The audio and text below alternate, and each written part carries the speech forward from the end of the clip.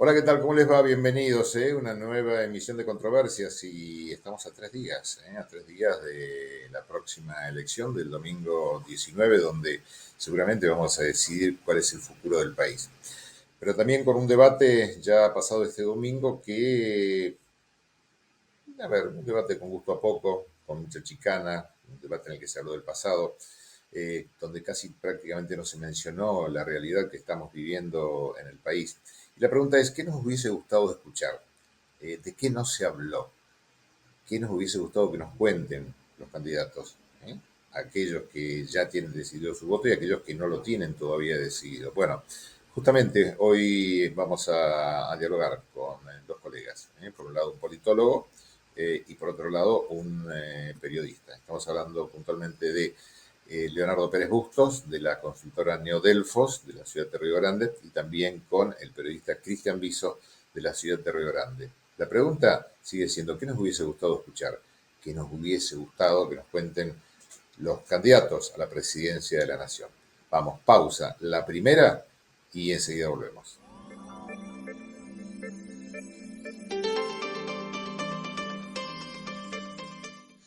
Bueno, como lo decíamos al inicio del programa, faltan solamente 3 días para la elección del próximo 19, un debate este domingo pasado que para algunos tuvo gusto a poco, con chicanas, se habló fundamentalmente del pasado, casi no se mencionó la realidad que vive el país.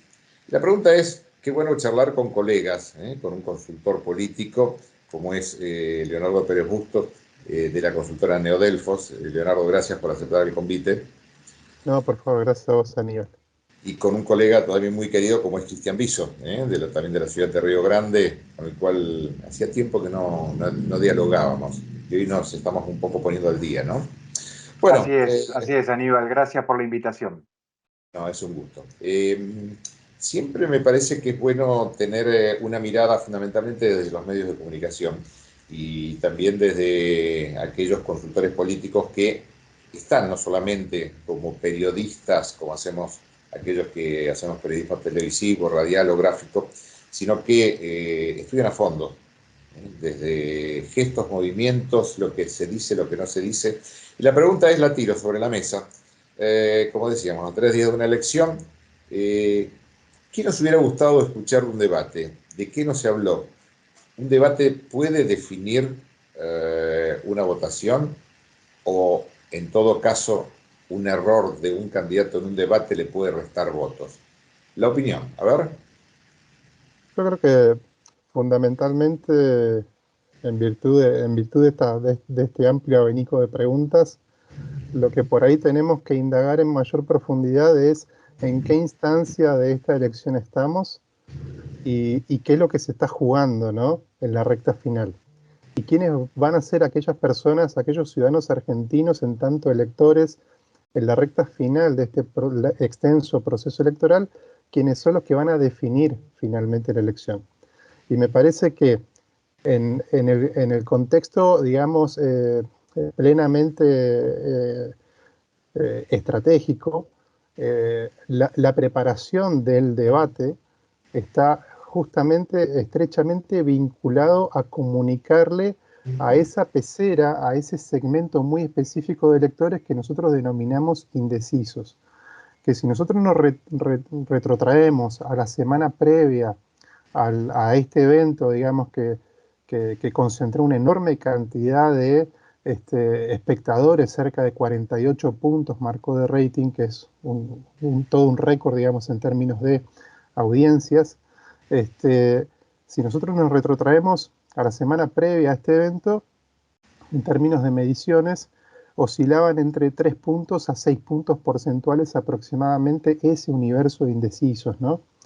Entonces me parece que es importante indagar respecto de cuáles son las expectativas que tiene ese segmento específico de electores que finalmente va a inclinar la balanza en favor o en contra de alguno de los candidatos. O sea que me parece que esa es la clave como para ir a leer en términos de desempeños a favor o en contra de alguno de los candidatos respecto de su desempeño en el debate, ¿no? Dicho esto, me parece que en términos de lo que se define en el debate, que es finalmente el liderazgo, quién está preparado realmente para conducir los destinos de un país tan diverso y tan complejo como la Argentina, me parece que finalmente el que expresó mayor, digamos, templanza y liderazgo en esos sentidos fue, sin lugar a dudas, Sergio Massa, que inclusive manejó, digamos, de alguna manera toda la agenda del debate, ¿no? Y puso en más de alguna oportunidad contra las cuerdas a un Javier Milei, en el cual inclusive el propio Sergio Massa lo interrogaba con esto que luego tuvo repercusión y su correlato en redes sociales, por sí o por no, tal cosa, por sí o por no, tal otra, que tenía que ver con ir a indagar en profundidad sobre aquellos temas que había planteado desde el comienzo de la campaña Javier Milei respecto de temas, digamos, que son muy inquietantes para la población en términos generales, ¿no? El tema de la dolarización, el tema de la venta de órganos, el tema de la educación, la salud, el arancelamiento de esos servicios. O sea, me parece que eso jugó un rol central desde el punto de vista de este segmento específico de espectadores en términos de liderazgo. Me parece que como primera línea de análisis, ¿no? Es interesante Cristian, verlo desde ese punto de vista. Cristian. Bueno, obviamente Leonardo tiene una mirada muy técnica porque por su profesión y su actividad en parte también está a analizarlo desde ese punto de vista. Yo la verdad particularmente lo que a mí me pasó como ciudadano argentino en primer lugar, pero como comunicador, como periodista que siguió muy de cerca todos los debates, es que en primer término han mostrado ambos candidatos una sorprendente habilidad para no hablar de los actuales problemas de la gente. Particularmente, sobre todo, Sergio Massa, que es además funcionario del actual gobierno nacional, porque ha sabido llevar la discusión, como explicaba Leonardo, hacia un terreno que a él le resultaba mucho más conveniente y que era pedirle explicaciones a Javier Milei sobre supuestas medidas que el libertario pretendería llevar adelante, supuestas y polémicas, digo además, porque en efecto creo que a muchos nos ocurre que gran parte de lo que el candidato libertario plantea nos generan ciertas dudas y hasta resquemores. Pero me parece que la habilidad está particularmente dada en cómo supo en este contexto Sergio Massa evitar tener que explicar los problemas que padecemos los argentinos y sobre todo las soluciones para esos problemas, porque acá no se habló prácticamente de cómo se va a solucionar la inflación, la falta de salarios acordes a la realidad que vivimos. Hoy una gran parte de los trabajadores en la República Argentina son pobres, situación que no se había vivido en la historia moderna de nuestro país. Y creo yo que, en efecto, como decía Leonardo, en esta puja, en este tire y afloje que se da desde lo dialéctico y desde lo gestual, Sergio Massa logró imponer su agenda, desviar la atención y hasta incomodar al propio Javier Milei, sin, repito, lograr explicar cómo se van a solucionar estos problemas y qué acciones se van a llevar adelante justamente para que mejore la calidad de vida de todos nosotros, ¿no? Digo que en todo caso, si lo traducimos al idioma natural del televidente, para algunos es como que el debate tuvo gusto a poco, ¿o no? Sí, a ver, hay que medirlo en términos de cuáles son los resultados que esperan cada uno de los candidatos, qué es lo que espera comunicar cada uno de ellos. Eh, Claramente detrás de cada uno de los candidatos hay todo un equipo técnico que está evaluando hacia qué segmento de electores específicamente debe comunicar para intentar seducir a ese segmento de electores y finalmente lograr la diferencia que está buscando. No tratemos de verlo desde el punto de vista en términos generales, sino desde el punto de vista técnico, porque por ahí si nosotros tratamos de darle algún tipo de lectura más horizontal, me parece que no la vamos a encontrar desde ese punto de vista, porque acá estamos hablando de una campaña electoral y las campañas electorales tienen su propia dinámica. Si nosotros nos retrotraemos al inicio de esta campaña, prácticamente en las PASO, nos íbamos a encontrar con toda una narrativa que estaba vinculada sobre todo a títulos cortos, vacíos de contenido y de alto impacto, sin mayor explicación de cómo se iban a desarrollar o cómo se iban a implementar institucionalmente cada una de esas potenciales propuestas. Y así fue transcurriendo toda la campaña camino a las PASO. Luego de las PASO, camino hacia las generales, la campaña en términos generales tuvo una dinámica distinta, en la cual los candidatos tuvieron que comenzar a explicarle a la sociedad con otro timing, digamos, hacia dónde iba cada una de estas propuestas. Y ahí es donde Javier Milei encuentra el primer escollo, el primer problema, cuando le comienzan a preguntar cómo es el tema de la dolarización, cuánto tiempo iba a tardar, cómo se iba a financiar, y en algunas entrevistas dice una cosa, luego comienza a decir otras y se empieza a desdecir, y ahí es donde comienza el problema, digamos. Por eso es que pierde competitividad. Si miramos el resultado de PASO y el resultado de general de Javier Milei, prácticamente se mantiene estático, no tiene un alto rendimiento competitivo, ¿no?, entre una instancia y la otra. Entonces, ahora que estamos en una instancia dicotómica de elección, donde se tiene que elegir por A o por B, la fórmula, digamos, de alguna manera cambia, y el segmento muy específico de electores que lo van a decir, que es ese universo de indecisos, se mira técnicamente, digamos, cuáles son sus aspiraciones, sus motivadores causales, cuáles son sus miedos, sus aspiraciones, etcétera. Y me parece que lo que están buscando centralmente ese segmento específico de electores es liderazgo, es estabilidad, es alguien que garantice que esto no se va a ir a pique, digamos, de alguna manera. Y me parece que eso fue lo que de alguna manera fueron a mostrar los dos, cada uno con su fórmula, cada uno con su estrategia. Por ahí vimos a un Javier Milei tratando de no desbocarse, tratando de no mostrar el Milei que nos tiene acostumbrados a todos en sus intervenciones mediáticas, en la cual se lo ve permanentemente beligerante, contestatario.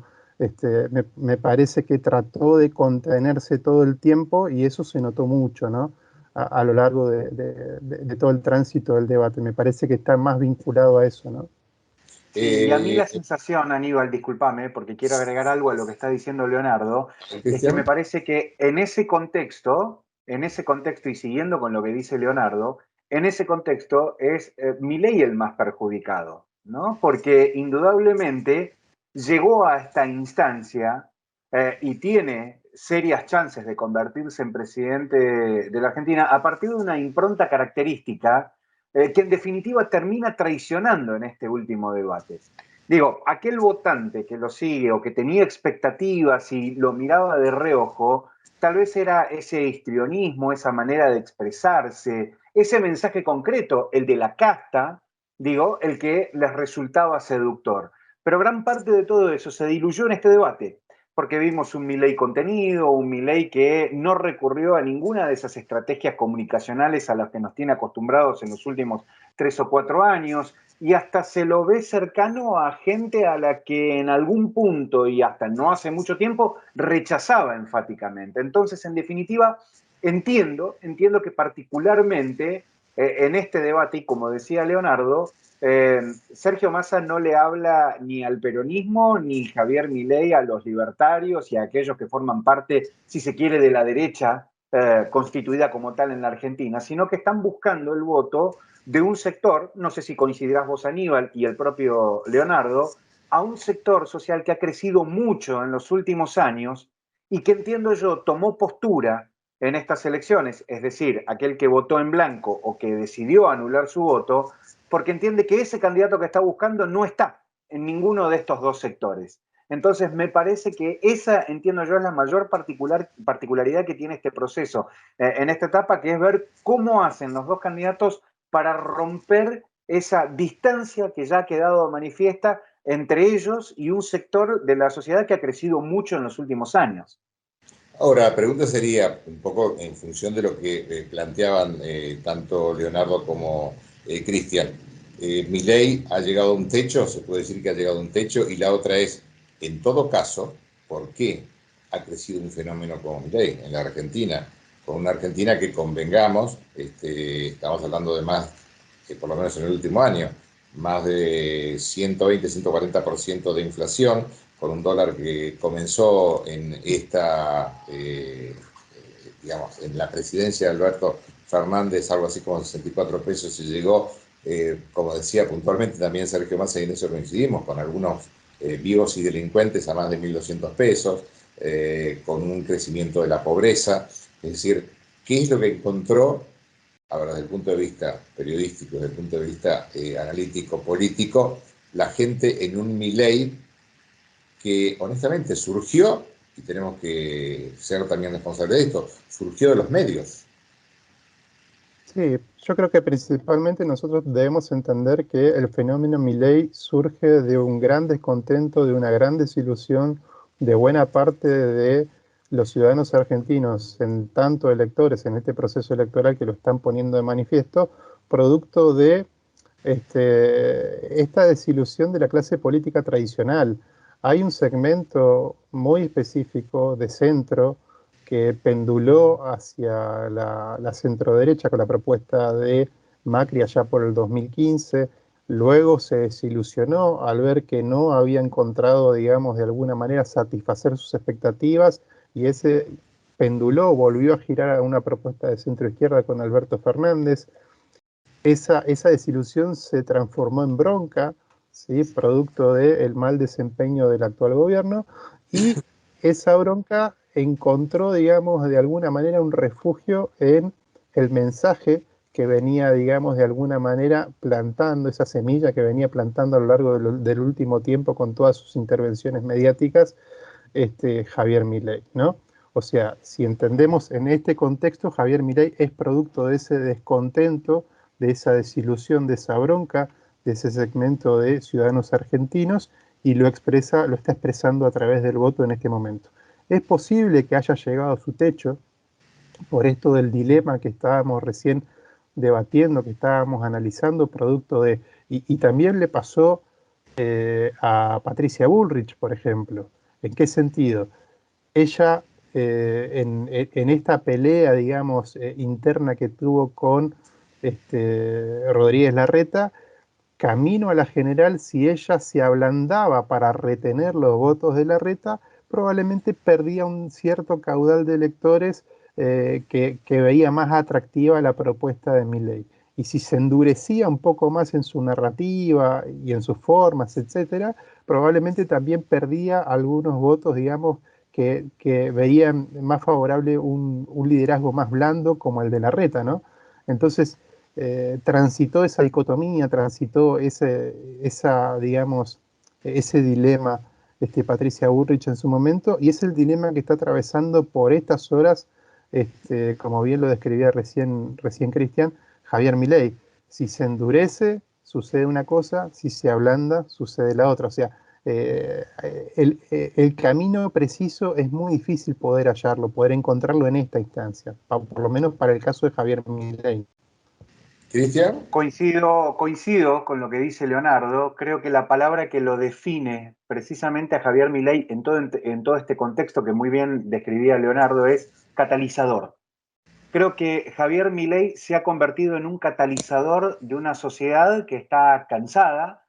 No es propio únicamente de la República Argentina, esto está pasando en muchos lugares del mundo, de una sociedad que observa que sus condiciones de vida son cada vez más agrestes, que cada vez les cuesta más llegar a ese estándar que pretenden. En líneas generales, las sociedades en todo el mundo, más o menos instruidas, pretenden lo mismo: tener un nivel de vida acorde con sus aspiraciones, poder sobrellevar el paso de los años, disfrutar, vivir en familia, ser felices, prosperar laboralmente. Bueno, todo eso a partir de un sistema que está presentando cada vez más fallas, digo, un sistema en el que estamos inmersos, me refiero puntualmente al capitalismo, hablo del capitalismo, digo que por lo menos por ahora para mí es de los más, de los imperfectos, el sistema mejor aplicable para nuestra vida y para la manera en la que vivimos. Digo, todo eso ha provocado un resquebrajamiento de las diferentes capas de la sociedad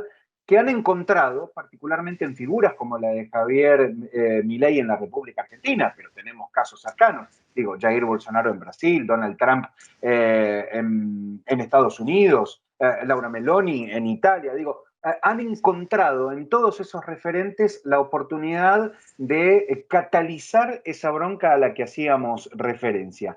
Estos experimentos dan la sensación que en otros lugares del mundo no han terminado bien. Y vuelvo a los ejemplos de la región, digo, el propio Jair Bolsonaro, el propio Donald Trump, más allá de que esté hoy con posibilidades de volver a ser presidente de los Estados Unidos, entiendo que también tienen una relación directa con la irrupción de las redes sociales en esta etapa tan particular que estamos viviendo, donde la comunicación es mucho más inmediata. Y hay otro factor que me parece que le ha permitido a Javier Milei llegar al lugar en el que hoy está, que es un tema del que no se ha discutido mucho, pero del que yo he venido leyendo, informándome y estoy tratando de interiorizarme cada vez más, que es el consumo irónico.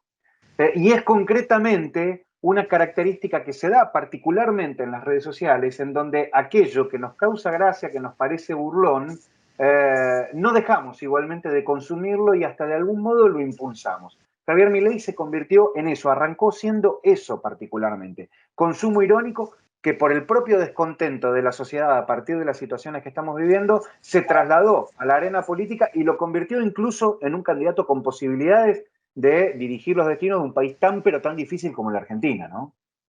Cuando uno interpela o charla con la gente en la calle, no importa, de uno u otro, y a ver qué pasa, a quién vas a votar, a quién crees que va a ser el próximo presidente y demás. Y ahí es donde uno termina observando aquello de la voluntad del voto por lo que nos está pasando, por lo que estamos viviendo. En general, lo que te digo, no dicen por quién van a votar mucho, pero sí, entre votar a alguien que no conozco y a otro que conozco, prefiero votar al que no conozco. ¿Por qué? Porque al que conozco me hizo vivir como estoy viviendo. ¿Coinciden en esto?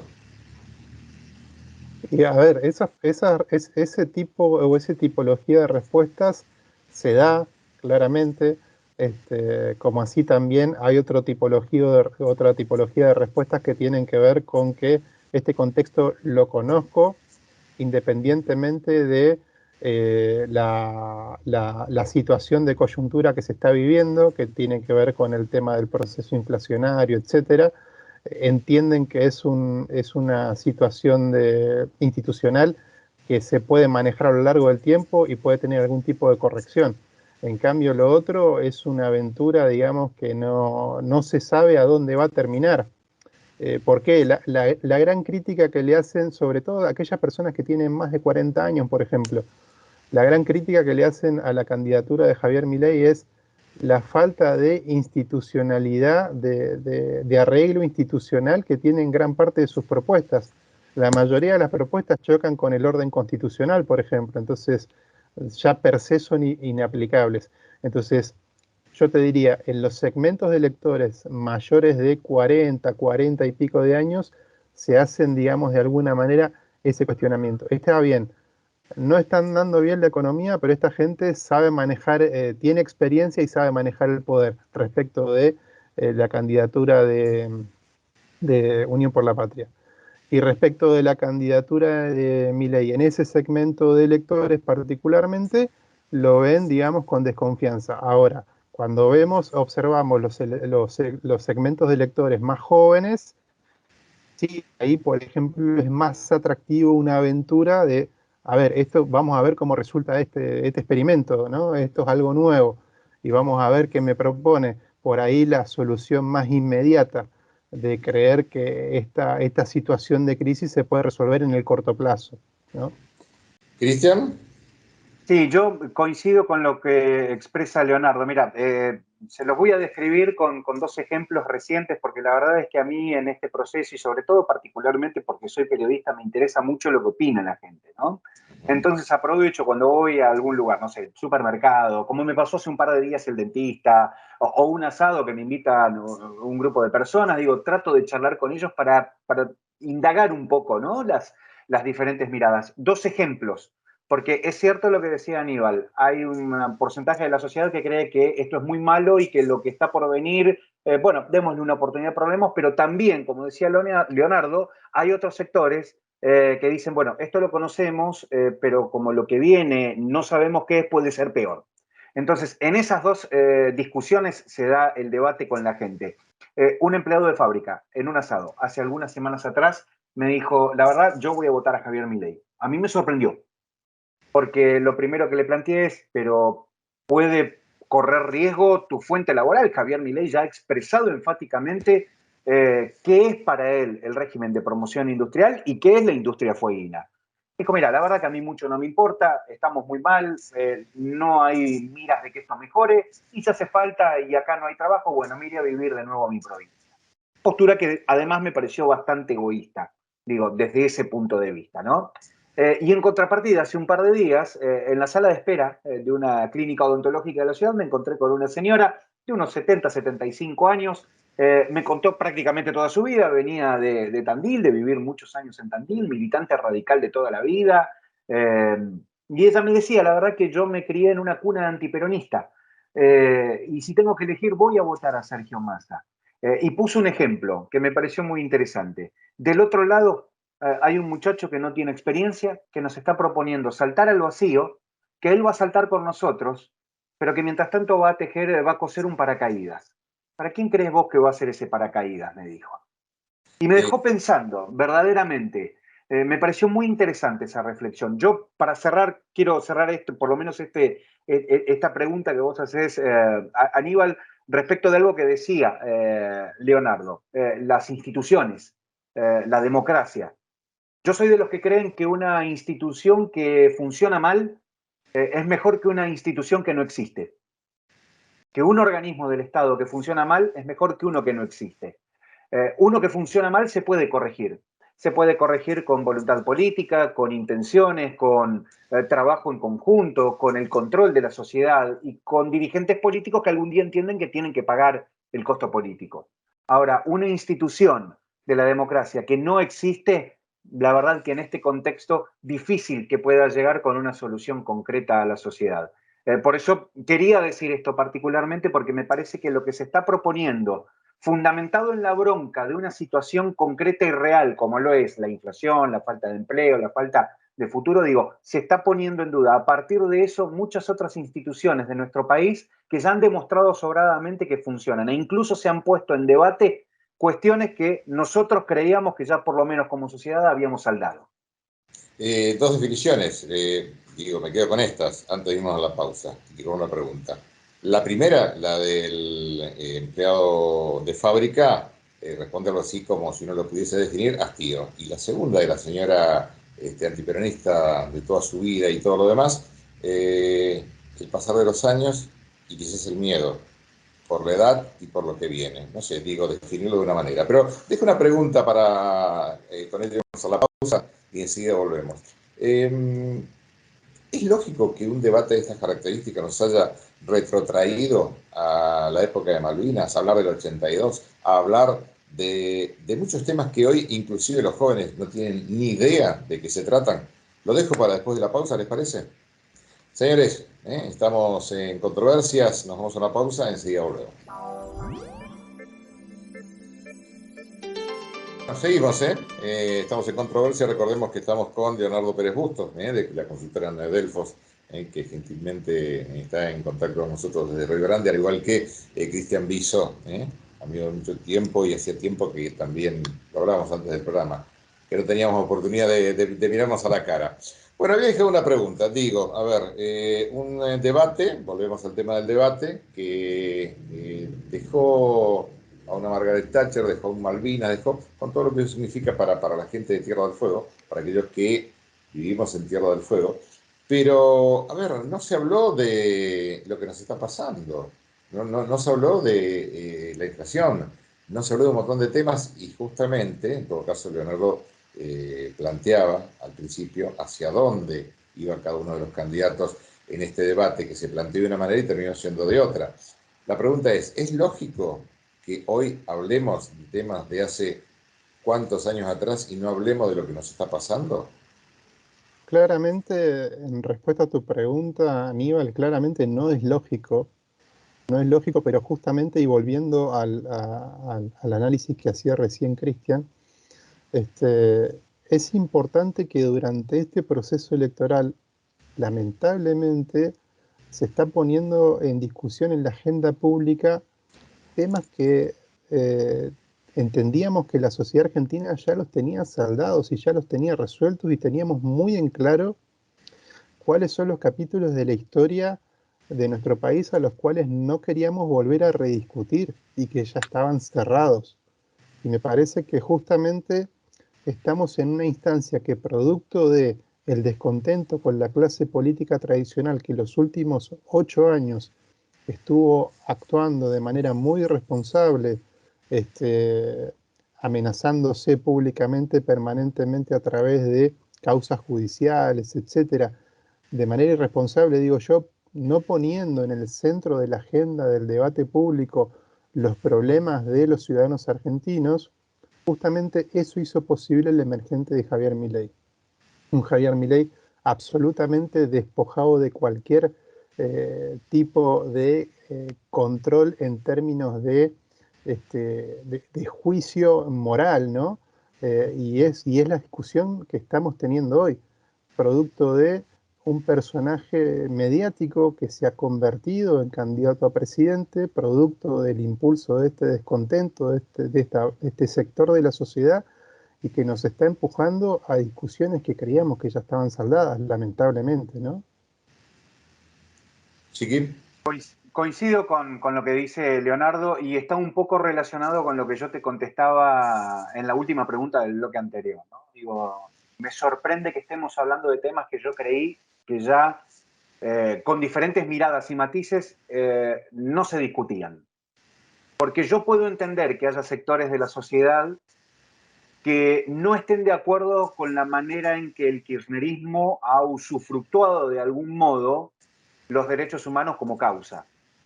Lo que no puedo comprender es que por esa bronca que a ciertos sectores les genera la manera en que el kirchnerismo puso en discusión estos temas, los niegue o los desacredite. Me parece que ahí está la gravedad del hecho. Y no es un porcentaje muy chiquito de la sociedad, porque basta con recorrer las redes sociales, ver los perfiles de los candidatos, leer los comentarios de la gente cuando se publican noticias. Particularmente yo hago foco sobre la cuestión de los derechos humanos porque me llama mucho la atención. La situación de Malvinas es otra que claramente me sorprende, digo, que todavía se ponga en discusión si las Malvinas son argentinas, no son argentinas. Demuestran que hay un porcentaje muy grande de la sociedad que coincide con esa mirada que Javier Milei ha sabido usufructuar en este tiempo. Y reitero lo que les decía recién, que no estemos de acuerdo con la forma en que tal o cual partido político ha utilizado para su beneficio una determinada causa, deslegitima la causa propiamente dicha. Y me parece que eso es lo más grave. Y que muchos sectores políticos también lo han permitido por acción o por omisión. Y que nosotros como sociedad también tenemos una responsabilidad. Yo lo decía con unos colegas en un programa de radio de acá de Río Grande en el que también hemos charlado y debatido sobre este tema. Me parece que hay una cuestión que no estamos observando y de la que no nos estamos haciendo cargo aquellos que tenemos entre 40 y 50 años. Yo no soy padre, pero tengo sobrinas de entre 17, 18 y 20 años que votan. Hay mucha gente de mi edad que ya tiene hijos que va a votar. Y lamentablemente hemos incurrido en el error, nuestra generación, de no contarles a esos jóvenes cómo fue tal vez el 1982, la guerra de Malvinas, cómo fue la década menemista y lo mal que la hemos pasado. Yo recuerdo particularmente las peripecias que tenían que hacer a mi padre para poner un plato de comida en esa época. Entonces hay una generación que da por sentada la democracia, que da por sentado ciertos logros que costaron mucho conseguir y que ellos tal vez no aprecian porque particularmente, y ahí tenemos que hacer autocrítica, nuestra generación ha fallado en esto de reiterar lo que ha significado tener democracia, lo que ha representado ir a una guerra con una potencia extranjera para defender nuestro territorio y particularmente en el último tiempo lo que han o en lo que ha resultado ciertas ideologías o prácticas políticas para el común de la sociedad. Entonces también, más allá de reprocharle y reclamarle a los políticos por lo que no han hecho en este tiempo, entiendo nosotros tenemos que hacer un mea culpa por aquello que no hicimos como ciudadanos comprometidos. Ahora, mucho de lo que plantea, por ejemplo, Javier Milei, a ver, estamos en un país netamente de corte presidencialista y con un Congreso que hoy prácticamente es bipartidista, que se renueva por mitades cada 2 años, cuando hablamos del Congreso hablamos Congreso y Senado, y que prácticamente yo diría que más del 90% de los enunciados de el candidato Milei deben pasar por el Congreso y que no son de resolución inmediata. Ahora bien, mucho de esto tiene que ver con aquello de, recordemos a nuestro tiempo, la educación cívica, es decir, la educación en la Argentina a lo largo del tiempo, bien lo decía recién Chiqui, Cristian, ha cambiado tanto que me parece que más allá de lo que significa el momento económico, el problema es educativo y que viene de lo político, porque en todo caso lo político es quien define las políticas educativas que nos ha llevado a través de estos tiempos a que nuestros jóvenes, aquellos que en todo caso, muchos de los que vieron, y no tan jóvenes, en un candidato como Milei, algo excepcional, que lo puede ser o no, digamos, no lo pongo sobre el tapete ni lo pongo como duda, no entienden que mucho de lo que plantea, es decir, no es de hechura inmediata. ¿Coinciden en esto? Absolutamente, absolutamente. Y vuelvo a lo que comentaba hace un rato, ¿no? En principio entender qué tipo de sociedad es en la que estamos viviendo hoy, en este minuto. No solamente en Argentina, sino en el resto del mundo. Estamos viviendo en una sociedad de la hiperconectividad, estamos viviendo en una sociedad del consumo inmediato, de la liquidez, del consumo, de lo efímero, aquello que es inmediato, pero también es efímero a la vez, se liquida rápidamente. Y en este contexto, Javier Milei ha sabido llevar adelante, construir una narrativa crítica hacia el Estado Nacional en su conjunto y en contra de la clase política tradicional con títulos de alto impacto y vacíos de contenido a lo largo de todo este tiempo, ¿sí? Y producto de eso, nadie se ha puesto a reflexionar sobre la viabilidad de cada una de estas críticas. Inclusive más, hoy siendo él diputado nacional, miembro del Congreso Nacional, incumple el artículo 75, inciso 19 de la Constitución Nacional, que lo obliga a defender el valor de la moneda. O sea, los miembros del Congreso Nacional están obligados por la Constitución Nacional a defender el valor de la moneda, no a criticar el Banco Central, no a criticar la política monetaria nacional. Eso lo señaló inclusive el presidente de la Corte Suprema de Justicia de la Nación. Lo Y me mandó a la parece que, Constitución. exacto, entonces en ese sentido estamos en esta instancia o sea, teniendo en consideración todos estos elementos, todo este contexto, el grado de hiperconectividad que tenemos y la forma en que estamos consumiendo el contenido como sociedad hoy, como sociedad global inclusive, porque esto excede a lo que está sucediendo en Argentina, no es lo que sucede en Argentina particularmente. Aquella persona que logre entender la mecánica de comportamiento de consumo en términos de comunicación y encuentre la forma de conectar, digamos, con un determinado segmento de ciudadanos, en tanto electores en un proceso electoral, va a poder lograr, digamos, de alguna manera alimentar ese nicho y poder y sostenerlo a lo largo de por lo menos un tiempo para ser mínimamente competitivo. Y eso es lo que ha logrado Javier Milei reuniendo, digamos, un segmento muy específico de electores descontentos con la clase política tradicional, ¿no? Eso es lo que ha sucedido a lo largo de este tiempo. Cristian. A mí me llama particularmente la atención, porque estamos hablando de Javier Milei, cómo en todo este tiempo ha construido un relato sobre su figura que es hasta en algún punto paradójico, ¿no? Digo, porque Javier Milei se autodefine como un outsider de la política, alguien que desde afuera hace un sacrificio en nombre de la sociedad para corregir usos y costumbres de la política. Y lo que Javier Milei no cuenta o no dice, además de muchas otras cosas, es cómo piensa hacer justamente para poner en práctica muchas de esas medidas que él ha catalogado como de primera, segunda, tercera, cuarta generación. Y particularmente tiene que ver con esto que el propio Leonardo mencionaba y que vos, Aníbal, también decías. Digo, la habilidad que tiene que mostrarnos a partir de ahora para plasmar esas ideas en algo que él rechaza y hasta de algún modo denigra, que es política. Javier Milei se va a convertir en presidente y tiene que hacer política. Y política se hace particularmente en el Congreso, con una particularidad además, que en todo este proceso se ha dedicado a romper vínculos con todos los sectores políticos de la Argentina, porque ha tratado a los radicales de la más variada categoría de insultos que pueda existir. Ha dicho en más de una oportunidad que no hay deporte preferido para él que practicar boxeo con una figura de Raúl Alfonsín. Digo, si hay una coincidencia general en la ciudad, en la ciudadanía, más allá de los matices, como siempre decimos, digo, es lo que representa para todos nosotros Raúl Alfonsín. Ha roto con, bueno, nunca ha tenido demasiado vínculo con la izquierda, de la que también seguramente va a necesitar. No nos olvidemos que hasta hace poco hablaba de Juntos por el Cambio como Juntos por el Cargo.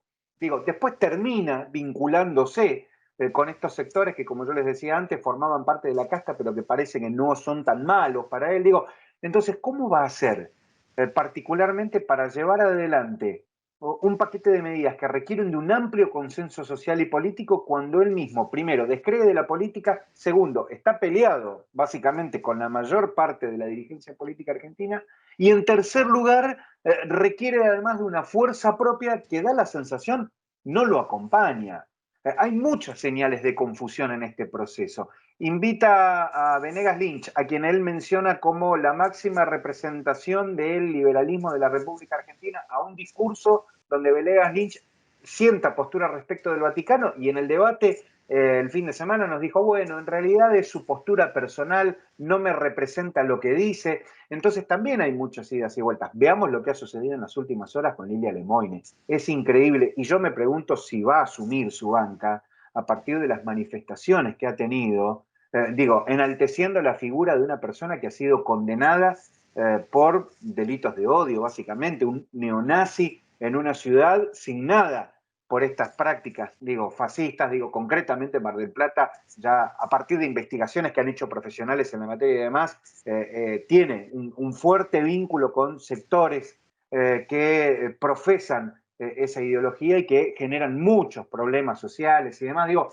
Hay muchas señales que nos ponen en una situación muy particular y entiendo yo, muestran, así como yo te decía que Javier Milei antes era una especie de catalizador, hoy respecto de esta realidad, yo observo una brújula que está desinmantada, ¿no? Concretamente, una mirada muy errática respecto de la política que también me parece que es hasta en algún punto peligrosa. Ahora, en esto de la conformación de las alianzas, también el ciudadano recuerda, es decir, la conformación de alianzas, como bien decía, en este caso de un Javier Milei que hablaba de la casta, termina prácticamente uniéndose a Juntos por el Cambio. Lo veíamos al actual presidente, perdón, ¿existe presidente en la Argentina? Me pregunto, me hago. Que hablaba lo que hablaba de Cristina Fernández, terminó siendo el delfín de Cristina, y hoy a cargo de la presidencia. Un Sergio Massa que también en su momento, cuando estaba fuera del gobierno, hablaba de lo que hablaba, terminó hoy. Entonces, a ver, cuando también se habla de alianzas, la gente mira para atrás. Puede no tener educación política, puede no conocer educación cívica y demás, pero mira para atrás. Y la otra pregunta es, perdón, todo esto que se está prometiendo ahora y que se va a hacer, pero ¿por qué no se hizo antes? ¿Cuánto hace que está este gobierno? O en todo caso, ¿cuánto hace que está Sergio Massa? En todo caso, preguntas dignas que se hace el votante que este domingo va a decidir seguramente el futuro como mínimo de los próximos 4 años del país.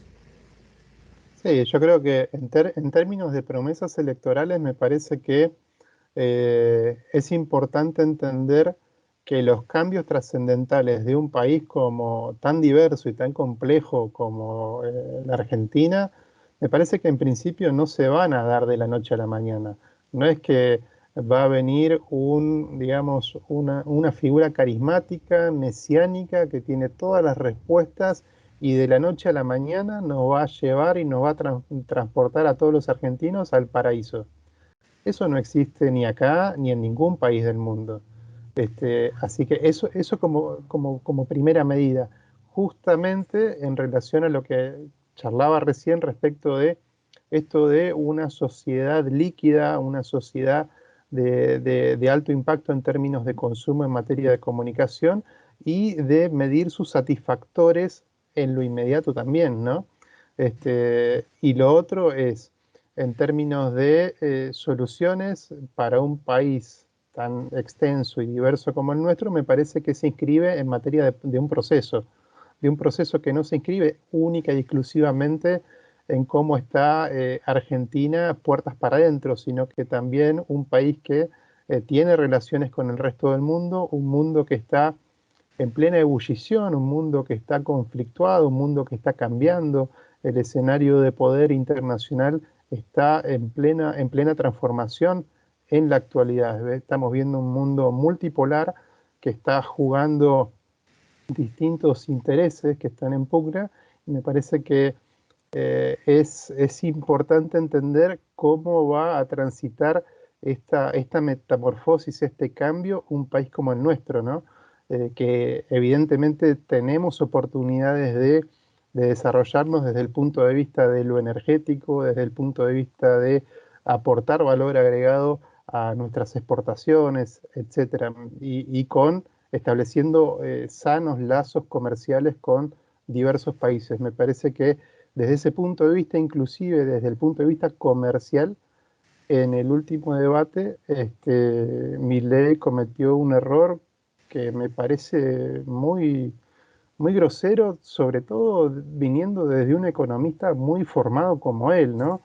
Porque esto de decir que las relaciones comerciales se establecen exclusivamente entre privados y los estados nacionales no intervienen, me parece que es grave comentarlo desde el punto de vista de un candidato a presidente en esta instancia de balotaje, cuando todos sabemos que quienes construyen las relaciones comerciales son los estados nacionales, desde las barreras arancelarias, pararancelarias, fitosanitarias, y barreras de todo tipo o regulaciones de todo tipo que están destinadas a justamente proteger sus economías regionales, proteger determinados sectores productivos, a sus pymes, a sus trabajadores, proteger inclusive determinados segmentos de biodiversidad con regulaciones fitosanitarias, etcétera. Me parece que desconocer eso en términos de cuando él dice de romper las relaciones comerciales con Brasil y con China, y todas las consecuencias que eso generaría solamente por una decisión de carácter ideológica, por lo menos me parece peligroso, ¿no? Nos quedan 2 minutos, Cristian. El Bueno, sí, obviamente, a ver, coincido en tirano de la tele, el tirano de la tele, de los segundos. No, no hay problema. Decía que, bueno, para resumirlo, coincido con lo que está diciendo Leonardo respecto del contexto internacional que yo vengo siguiendo muy de cerca. Me parece que presenta desafíos, pero también oportunidades para la República Argentina y habrá que ver qué tan bien preparados estamos justamente para aprovechar, entiendo yo, una de las últimas oportunidades que nos queda para subirnos al tren de progreso, ¿no? Definitivo que en algunos lugares del mundo se observan ya, empiezan de algún modo también a estancarse. Las soluciones que demanda la República Argentina no son inmediatas, digo, no son de resolución inmediata. Esto va a requerir de largo plazo y ahí entra en juego también qué rol vamos a asumir nosotros como ciudadanos. Si estamos dispuestos a tolerar a un gobierno que va a tener que dar de a un paso a la vez, pero pasos firmes, por cierto, para tratar de lograr encaminar esto en algo que no va a pasar en 4, 8 o 10 años. Esto es un proceso mucho más largo. Ahí se va a ver también el verdadero espíritu patriótico de los argentinos y si es que no nos agarra una especie de histeria colectiva y dentro de 2 años terminamos votando todo lo contrario de lo que vamos a votar ahora. Entonces, en definitiva, se conjugan, como verán ustedes, porque en definitiva voy resumiendo con todo lo que decía anteriormente, se conjugan múltiples factores. Responsabilidad de la dirigencia política, madurez de la oposición, y una postura centrada de la ciudadanía que va a tener que ejercer un control permanente sobre lo que está sucediendo, pero también va a tener que armarse de una paciencia que va a poner a prueba muchas de nuestras condiciones, justamente como integrantes de una sociedad, ¿no? Yo recuerdo, digo, cuando uno generalmente va a las grandes ciudades, no estamos acostumbrados a mirar para arriba, pero cuando miramos para arriba, Buenos Aires, Rosario, Córdoba y demás, vemos una Argentina que nuestros abuelos, los inmigrantes que hicieron la Argentina de punta a punta, lo hicieron a lo grande. Si la pregunta es, ¿volveremos a poder ser la Argentina que fuimos en algún momento? Va a depender de cómo votemos, en principio por los próximos 4 años, este domingo. Yo les quiero agradecer a ambos todas estas opiniones y sí pedirles, por supuesto, a todos nuestros televidentes que este domingo vayamos y ejerzamos el derecho que tenemos como ciudadanos de elegir. Pero vaya y vote. Muchos dicen voy a votar en blanco. Me parece que hay que elegir, hay que jugarse en la Argentina, por uno o por otro, por lo que uno más quiera o crea conveniente, que va a representar los intereses no solamente personales, sino también sectoriales, porque los argentinos últimamente estamos acostumbrados a pensar en primera persona y tenemos que pensar quizás en el resto, en nuestra familia, en lo que viene, en lo que dejamos, en nuestros hijos, en nuestros nietos, ¿qué les dejamos? Les quiero agradecer a ambos. Muchas gracias, Aníbal. Abrazo grande, Aníbal. Hasta la próxima.